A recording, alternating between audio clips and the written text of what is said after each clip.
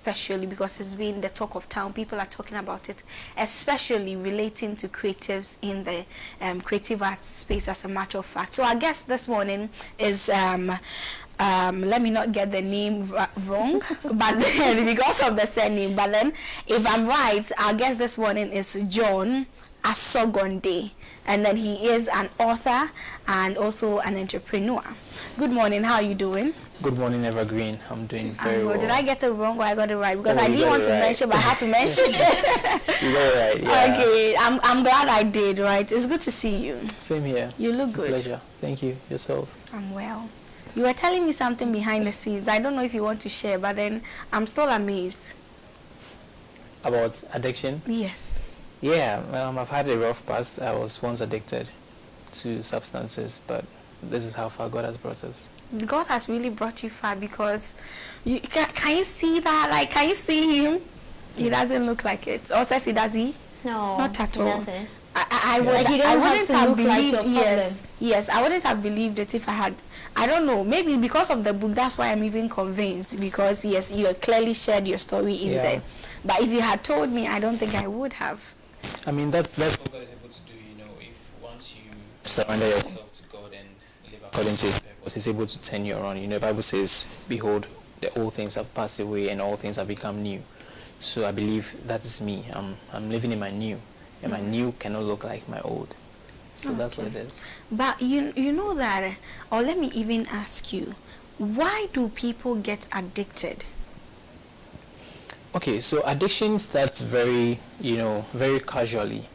Most people that get addicted from the beginning, they are not able to tell that, whatever they are using would one day turn into an addiction. Right. It just comes in like a silent intruder. And so that's why it's important to be aware of addiction, be aware of how it starts, and so that you don't fall into it. For things like marijuana and other addictions, it starts by just taking a casual puff. Maybe once a while. People say, occasional drinking, so you go for a party and you drink once a while, but that now builds to become something that you have to do every day to feel the high or to feel the satisfaction it brought you the first time. So addiction always starts very casually, and then it grows bigger. Okay. And it looks like it's very common among creatives. Why is that so?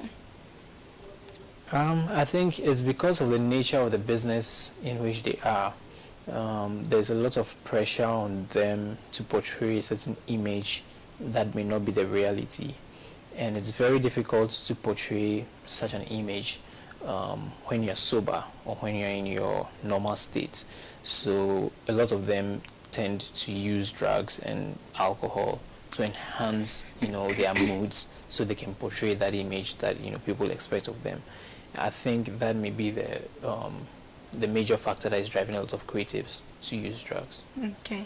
But when it comes to its effect, how it affects people, being a creative, like you're saying, sometimes they try to hide away from, let's say, reality. So if you're using it constantly, how does it also affect you? Yeah, so naturally it means it distorts the reality. So what is actually the reality that you have to face, it now distorts it and gives you a different picture. And so if you're not lucky, you'd be living in a bubble. You'd be making the wrong choices. You'd be retrogressing in life without even knowing it, because you're living in a completely different world than what you're supposed to face. And we all have challenges, but if you're always going to puff your challenges away through weed or through alcohol, it just keeps compiling. And so one day it will definitely come back as you, and it may be too late. Okay. I don't know if you saw a recent story that was trending. I think this is actually what sparked the whole conversation. Right. I don't know if it has to do with your book or it was because you did a whole publicity about the book. That's why people had to rethink the whole thing. Yeah. But there was this news that Clemento Suarez was saying that he wished creatives would stop. I've forgotten the exact word. They stop smoking. Smoking, yes, or stop smoking. Oh, he did? Yes, he did. Just recently. I think we tackled that yesterday. That's impressive. We need more people in the creative space, right, to, you know, to accept the fact that you don't need to smoke to be able to perform. You know, I think just a few days ago I was with VIP, Zeal, and Prodigal, right, and we were just discussing about my book, and you know, they revealed to me that all these years they've never smoked, they don't drink, but if you see VIP on stage, you would think that they also do, you know, stuff like that. But we need more people in the creative space to show that you can still perform, you can still be a star without depending on some of these substances. Unfortunately, most of the celebrities you see, they portray these things on their social media and on you know, in their music videos and everything. So a lot of young people may be, you know, straight away through that. So Clemento Sierra is coming out to say that people should stop smoking. I think that's a laudable idea, and I'm proud of him for that. Okay. So what do you believe drives creatives in the industry towards drug abuse? Yeah, so as I was explaining to her earlier, I think it's the pressure on them to portray a certain lifestyle that people demand from them, or to, you know, to run away from their reality, because it's a lot of pressure on celebrities. Everybody's looking up to you. You know, you have to put out music, you have to put out content. So sometimes it becomes overwhelming, and then they want to depend on something to have that satisfaction. I feel that's what's driving them. All right. You mentioned that you were speaking to VVIP, Prodigal, and the second one I forgot. Zeal. Yeah. That, and they said they don't even do all these things. So what are some of the misconceptions about drug abuse? The misconception about drug abuse, well, first of all, the appearance. A lot of times people who have dreads as a guy, you're automatically assumed to be using drugs. You know, and again, with the entertainment industry, a lot of people in the industry are automatically assumed to be using drugs. So I feel that that may be a misconception, but also it's because naturally a lot of people also use drugs, have dreadlocks. So it's understandable that if you have dreads, maybe somebody may suspect you of using drugs. Right.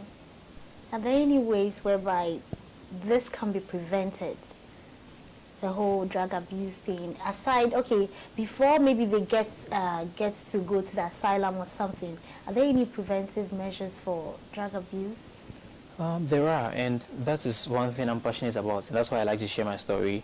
You know, I visit a lot of secondary schools and schools in general, just speaking to students and mentoring them to help them not fall into that. Because, you know, the danger is that sometimes when you become an addict, it becomes very tough to break free. So it's important not to even fall there before you're even looking for, you know, the solution to it. So in terms of preventive measures, I think there's a lot of work to be done.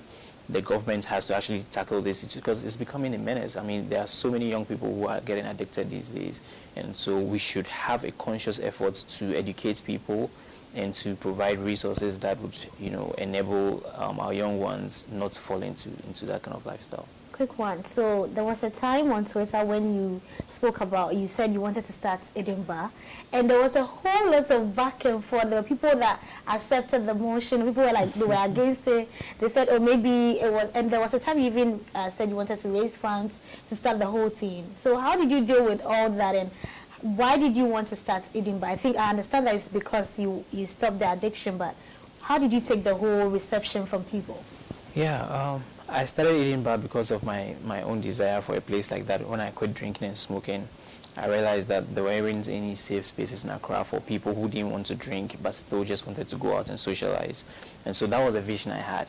And with that strong vision, I didn't have any room for naysayers. I knew that people were going to speak against it because that's human nature. You know, most of the greatest inventors and the greatest inventions in the world, when they started, people said it was stupid. People said it can't happen. So when I came on Twitter and said I wanted to open a non-alcoholic bar and people started saying it's a stupid idea, I was just laughing. If you saw me then, I would laugh and laugh and laugh because it was funny. Like, well, if you think I can do it, just give me some time. And at the end of the day, we were able to make it happen. And some of these people that thought it was not possible now actually come and enjoy the space. So I think it's the vision that just kept me moving, because I had a clear vision in mind, and I was just looking for ways and means to make it happen. Okay, and with what you were talking about earlier with regards to the prevention aspect, are there any successful programs or initiatives here in Ghana that are aimed at helping creatives or even people who want to overcome addictions? Yeah, to an extent, we have some rehabs, we have some rehabilitation centers, we have the Mental Health Authority who actually does a lot of work in that regard. But I think there's still a lot of work to do, especially with the creative industry, because those people are peculiar, and so the interventions that will work for them are completely different from the interventions that will work for a regular person who is probably not popular or a celebrity. So yeah, I think there's so much work to be done, but again, that is what I'm all about, because I've worked in the creative space before, I've worked in the entertainment industry, and so being able to come out from there, I understand exactly what people are going through, and so I am here to help. That's basically what drives me. Okay, now I want us to talk about your new book, since it's also related to what we are discussing, right? Unchained. What motivated you to write this particular book? Okay, so Unchained was motivated by, my understanding of life. A lot of people are chained by different problems. Some people's chains could be addiction, like mine. Some people's chains could be relationship, family, poverty. So many chains bind people. And by the grace of God, I was able to break off the chains that had me bound one time, which was alcohol, marijuana, womanizing, all of those vices you can think about. And so I thought it wise that if I was able to find that joy, if I was able to find that peace, then it's only right to be able to also share it for other people who may be struggling with the same thing, so they can also break free. And this book came at a very crucial time, because it's been about 5 years since I quit smoking. And a lot of people sometimes may quit smoking and then in 6 months or a year they fall back into it. But by the grace of God, for 5 consecutive years I've never relapsed. And so I feel like I have enough experience and I have enough insights to be able to share that can actually inspire people to also toe the same lane. So basically that's what inspired the book. Okay, but talking about relapse, you said you have never relapsed. Yeah. So, but when there were times, let's say that during the early stages, when you felt the need or the urge to actually go back or try something like smoking or something, what do you resort to, or what did you resort to? I resorted to good habits, and I say it sounds easy, but it's not easy. Trust me, it's not easy to do. To do the right thing. Most of us know the right thing to do, but it's just not easy to do it. So in the early stages, I had to make a lot of sacrifices. I had to put in the hard work, and everything is laid out in this book. So instead of smoking, you find me reading. Instead of going to the nightclub, you find me going to church service or going for a fellowship meeting, or spending my time with family. I had to replace all the bad habits I had with good ones. And obviously, the thing that helped me and gave me the strength to be able to do this was God. Because if I wanted to do it by my own strength, I don't think I would be successful. But I attribute it to God, because He made it easy and He made it, possible for me to be able to make all those changes that I did. All right. And you know that it's not easy to share a personal story like this, right? Because I don't know how the acceptance has been so far. Yeah. But sometimes if you are not lucky, you get people coming hard after you. And then if you are lucky, you also get people embracing it. So how has it been since you released the book? Yeah, I think it's been both. I've really had a lot of people who have encouraged me. So many people from my church, from my Fellowship, for Gospel Businessmen's Fellowship International, from social media and everywhere.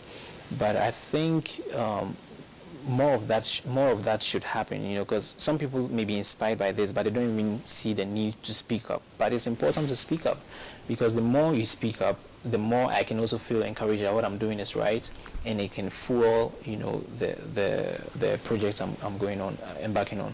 But I'm also in a space where I don't depend on human validation to move, because I feel like God has empowered me already. So whether people validate it or not, I'm already motivated enough by the empowerment God has given me. But it's very important to have that external validation just to be able to push you forward. Okay, but before you started Eden and any other thing that you're doing now, previously what were you doing like 5 years ago? So I was working with the Black Avenue group of companies. Okay. I was a business manager. So we had a record label and then a nightclub in Cantonments. So that was what I was doing. Okay. And now aside Eden, what other companies do you own? I have J2 Global. It's a branding firm. We do branding, printing, design. Okay. Yeah. And then Eden. Yes. Right. Eden. So back to Unchained. So how was the process of writing about your personal story, and how did it help in your healing process? Can I? Yeah, you can. It's actually helped a lot in my healing process, because sometimes I pick the book and I'm reading through it, and I myself am inspired by some of the things I put in there. But the writing process was quite easy. It took a while, I meditate a lot. So when I meditate and have an idea, then I put it down. So I put so many ideas down, and then I later fleshed them out, and then structured them into chapters that I felt were necessary. So it's an interesting book, and like I said, even me, the author, I pick it up sometimes, and I'm inspired by the knowledge in there. Right. So how did rediscovering your purpose in life help you get back on track?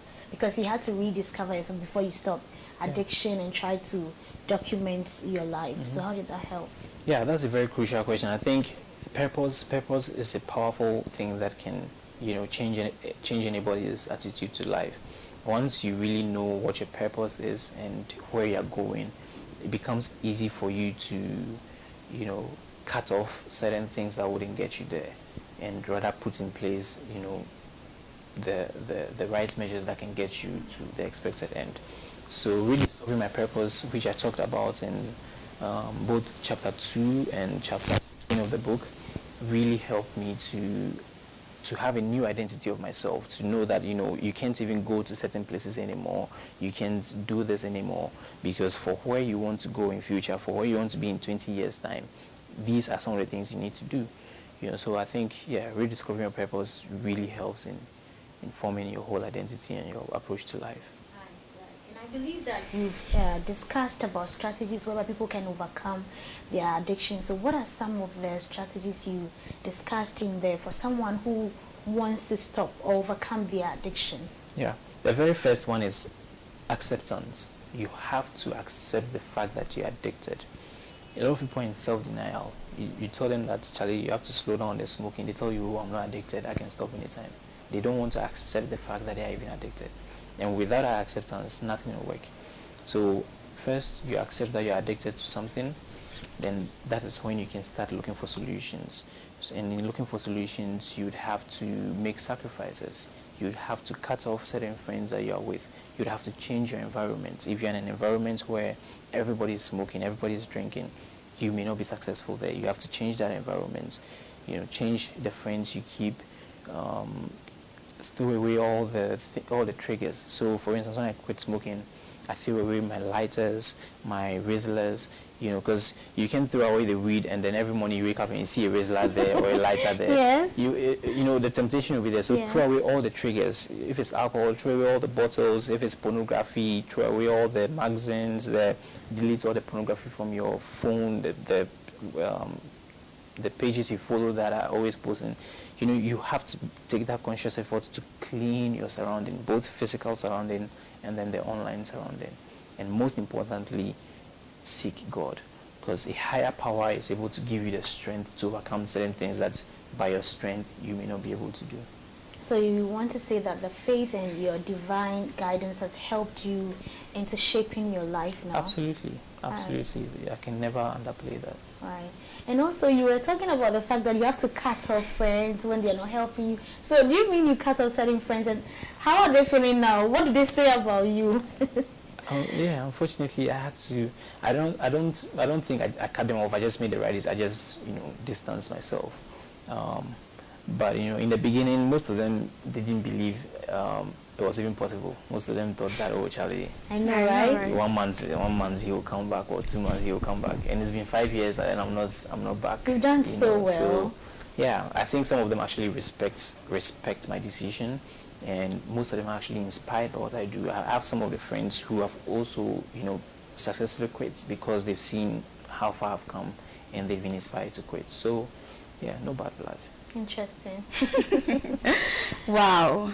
I'm just hoping that whoever finds this book, or whoever is actually watching or going to watch this interview, would be inspired, because I don't feel it's actually been that smooth for you. Mm-hmm. And then now that you're out here trying to get people to also see the need of overcoming the addictions. And I like the fact that it is saying that embracing purpose beyond addiction. So it means that there is purpose beyond addiction. But we've been talking about something here on the show about someone finding their purpose in life. And since Unchained is talking about embracing purpose beyond addiction, and at a point you spoke about purpose too, I feel like people find it very difficult to find their own purpose or even their own self.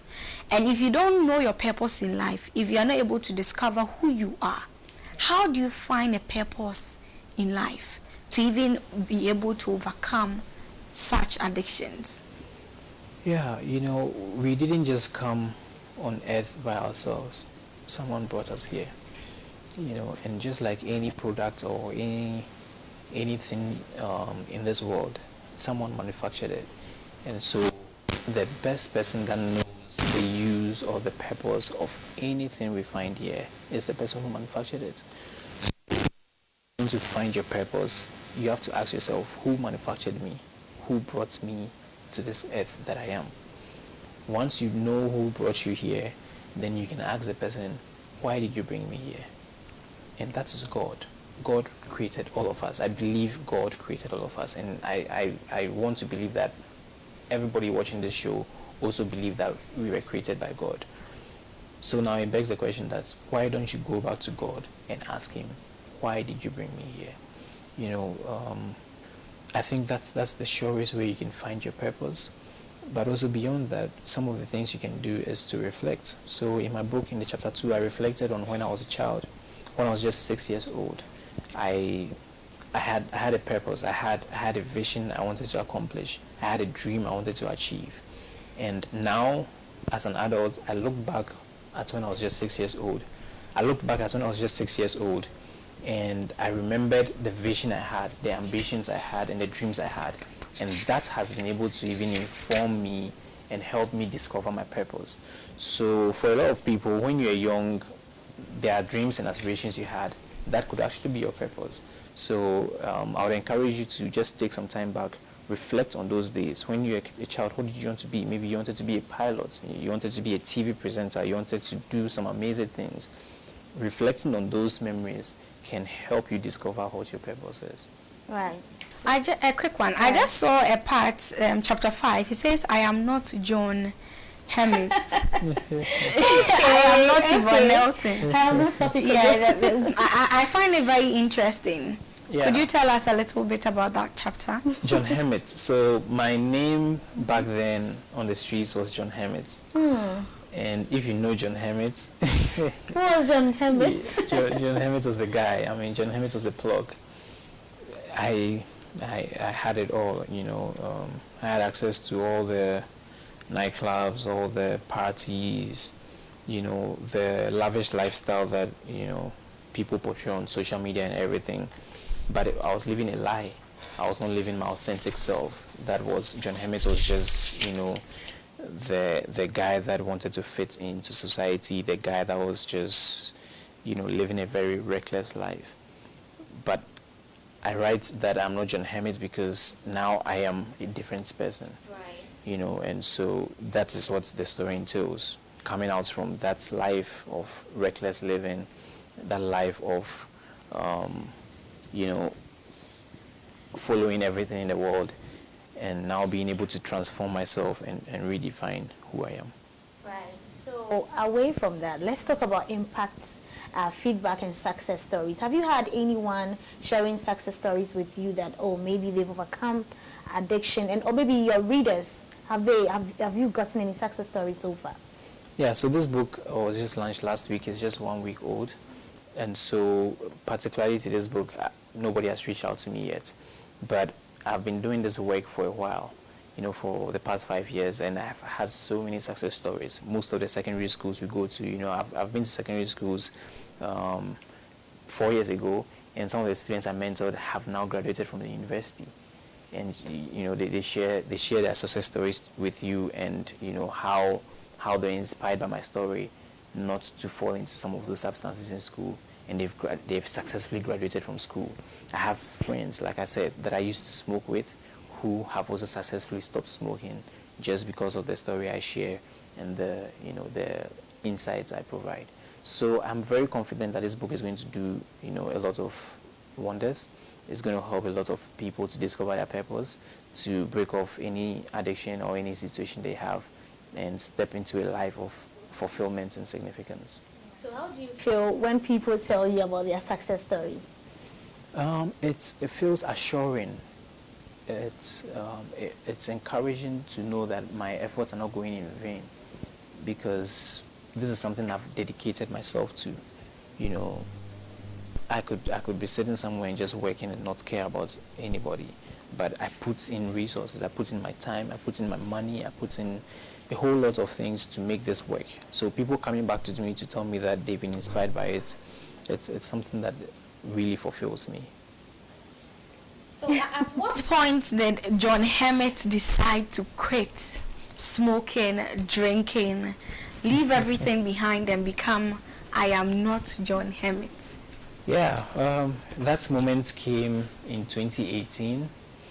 I was in my room, I was smoking actually, and then I was watching music videos on YouTube, and then I saw a sermon pop up, Stepping Out from Your Prison, by Dr. Mensa Otabil. And at that point my life was like I was in prison, because I was smoking heavy. I was smoking about 10 joints of marijuana in a day. I was drinking constantly. I was sleeping around with several ladies, but I felt stuck. I felt so miserable and so empty. So when I saw the message, Stepping Out from Your Prison, I decided to listen to him. And he talked about Peter in the Bible. When he was imprisoned, God didn't just go and carry him out of the prison. God sent an angel and told Peter to get up, to put on his clothes, to put on his shoes, and to walk out of the prison himself.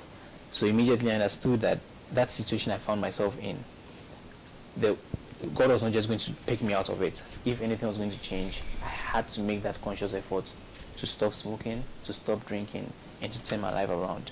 So that was sort of where the inspiration came from. But of course, I didn't just stop smoking that day. I kept listening to him over and over again. And then a few months down the line, something very tragic happened that caused the switch. I don't know if you want to hear it, but I want to share it with us. So there was this guy I was following on social media. He was living a very good life, as they say. He was flying in private jets. He was driving. It's not Hush Puppy, but unfortunately he was just like Hush Puppy. He had it all. The Rolls Royce, flying around, wearing designer clothes and everything. And I really admire this guy. But one day I went on social media and I heard that this guy jumped from his penthouse in Miami and killed himself. Wow. And that was where the verse hit me. What shall it profit a man to gain the whole world and yet lose his soul? Because he was living that life, the life that every young person is seeing on social media, and you think you want to live it. And the guy just killed himself. It means he had no joy, he had no peace. That life was miserable. So when I saw that story, that was when I just realized that, actually, you can't keep on going this way. something has to change. And so that was when John Hemmett departed. And then Okay. the new guy But came. Ceci, before you ask, let me just quickly, that John Hemmett, was it like a name you found for yourself, or it was part of your name? No, my name is John, but the Hemmett was just a nickname. So Okay. it became John Hemmett. And Okay, it sounded so- cool, so yeah.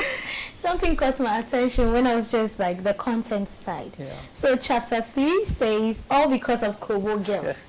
No, it has, honestly, it has I want to know about this. interesting The chances are interesting. content. Let's talk about the Krobo girls. Krobo girls. Did you see the Rollins in town? Yes, Rollins and some Krobo girls first.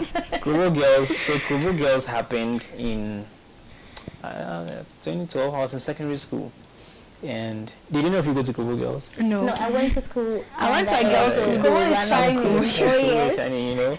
So we were in school. We were in secondary school, and then I used to go for a lot of fan fairs. We leave school and go for fan fairs. Which school? I was in the Volta region, some schools in the Volta Come on region. away. Yeah. So, we heard there was a fan fair at Krobo Girls, and then my friends and I, we just left school on a Friday night. We didn't take us yet, and came all the way to Eastern Region. And after that Saturday fan fair, instead of us to quickly rush back to school, we came to Accra, continued partying, and so by the time we returned back to school, the headmaster had found out that, these guys are not on campus anymore. So, unfortunately, we were sacked. And that's the story I tell there, but I tell it to build the case for how my promiscuous life and my addictions started. Okay, interesting. So because of time, we would have to end the conversation here. But what will be your last words for us?